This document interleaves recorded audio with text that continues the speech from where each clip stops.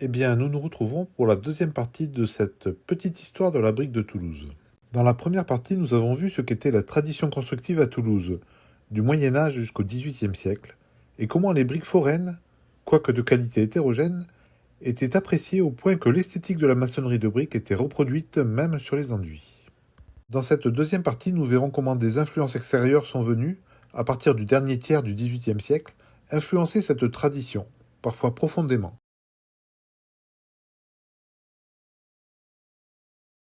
Mais avant de commencer, jetons un regard sur la façon dont l'esthétique de la brique en façade a été perçue et a pu évoluer ailleurs qu'à Toulouse. Dans la Rome antique, on a largement utilisé la brique, mais on l'a longtemps cantonnée au rôle de matériau de structure. À Rome, Suétone relate qu'Auguste avait trouvé une ville de briques pour en faire une ville de marbre. Ce fut vrai pour les grands programmes prestigieux, palais ou temples. Les vestiges visibles aujourd'hui au Mont Palatin ne sont que les squelettes de briques de monuments dépouillés de leur parure de marbre. Les bâtiments moins riches dissimulaient leurs briques sous un enduit pouvant recevoir un décor peint. L'idée, alors, était de bâtir à l'image des monuments grecs, lesquels étaient peints. Mais au IIe siècle après Jésus-Christ, sous les règnes de Trajan puis d'Adrien, la brique accéda au rang de matériau noble qui s'affichait en façade sur rue. À Rome, le célèbre architecte de Trajan, Apollodore de Damas, fit appel à la brique associée au travertin. Il lança une mode qui allait influencer les siècles suivants. La brique devint un matériau de parure autant que de structure.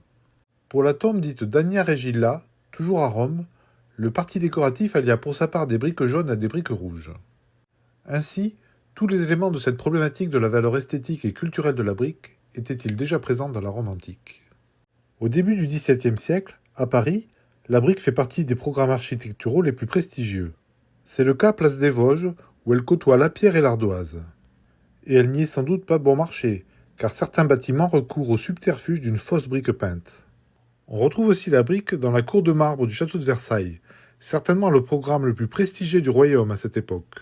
On voit donc que le goût pour la brique en façade évolue et change selon les époques. C'est ce qui se passe dès ce même XVIIe siècle. Les auteurs classiques commencent à véhiculer l'idée que la pierre de taille est un matériau supérieur à la brique. Ce postulat finit par acquérir valeur de pensée universelle et gagne Toulouse dans le dernier tiers du XVIIIe siècle. En 1771, une dizaine d'années après son achèvement, les Capitouls font blanchir la façade du Capitole. C'est un des premiers signes qui montre que la brique, qui jusque-là était un matériau apprécié, n'a désormais plus la cote. En 1770, l'hôtel de Bonfontan est un des premiers bâtiments de Toulouse à être conçu pour être blanchi. Il est aujourd'hui livré au rouge de la brique et on peut voir à son appareil peu soigné que briques et joints étaient faits pour être invisibles. Le goût des Toulousains a changé et les effets plastiques qui faisaient l'essence même de l'architecture locale sont désormais bannis. En 1783, mettant en avant des considérations sécuritaires et sanitaires, les Capitouls prennent un arrêté municipal obligeant à blanchir les façades, et tout Toulouse devient blanc. De nouvelles pratiques se mettent en place. On cherche à imiter l'architecture de pierre de Paris jusque dans le détail. Les bossages à refend ou les claveaux à crossettes, qui font l'esthétique de l'architecture en pierre de taille à la française, sont simulés à Toulouse par de profondes rainures taillées dans la brique. Ainsi, une fois la façade peinte ou enduite en blanc, on ne fait plus visuellement la différence avec une façade en pierre de taille. Plusieurs lieux qui font l'identité du Toulouse d'aujourd'hui sont blanchis dès l'origine, comme la place du Capitole, la place Wilson ou les allées Jean Jaurès. Mais la peinture blanche n'est pas la seule à participer au blanchiment des façades de Toulouse. Dès 1840 apparaît la brique jaune, qui s'impose à partir de 1860. Cette brique jaune, ou crème, tirée d'un argile pauvre en oxyde de fer, a la forme de la brique du Nord et se met en scène sur les axes haussmanniens de Toulouse, comme la rue d'Alsace. Les décors architecturaux suivent également cette mode parisienne, à l'image de ces colonnes dont le fût est constitué de tambours de différents diamètres. Elles sont faites pour imiter une invention de Philibert Delorme du XVIe siècle, devenue tellement classique qu'on l'appelle colonne française. Le but de ces tambours était de camoufler les joints entre les pierres. À Toulouse, il s'agit donc d'un pur artifice d'imitation. La brique adopte ici un langage esthétique conçu initialement pour résoudre les problèmes de stéréotomie de la pierre. À la fin du XIXe siècle, la brique commence à revenir en grâce. La façade du Capitole est déblanchie en 1883. Cependant, et ce même au XXe siècle, la brique foraine reste souvent jugée rétrograde face à la brique du Nord. Elle est perçue comme un matériau techniquement dépassé. Sur le Capitole, le calepinage irrégulier, héritage des traditions constructives romaines, est alors rectifié. Par un jeu de trompe-l'œil dont le subterfuge ne se révèle qu'en s'approchant, de vrais joints sont rougis pour être occultés, tandis que de faux joints verticaux sont peints en blanc au milieu des briques. On obtient ainsi des joints verticaux filants, parfaitement alignés, conformes aux standards esthétiques de la brique du Nord. Ne pensez pas que je déplore ces ingénieux artifices. Cette quête d'esthétique, qu'elle imite la pierre ou la brique du Nord, est venue enrichir l'histoire de la brique à Toulouse.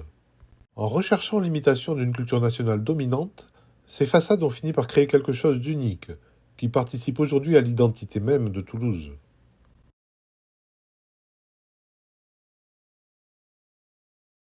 Si le blanchiment de Toulouse est critiqué dès la fin du XIXe siècle, ce n'est cependant pas avant les années 1950 que la ville est massivement déblanchie. Malheureusement, cette opération ne se fait pas toujours avec discernement, et c'est là que le verre entre dans le fruit.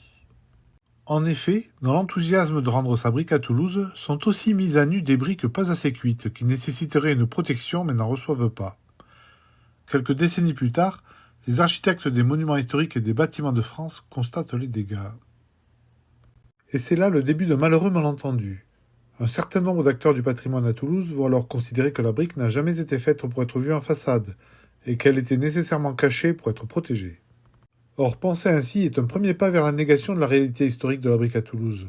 On confond la nécessaire protection des briques mal cuites avec l'enduit blanc qui avait cours précédemment, lequel relevait en fait d'une mode esthétique.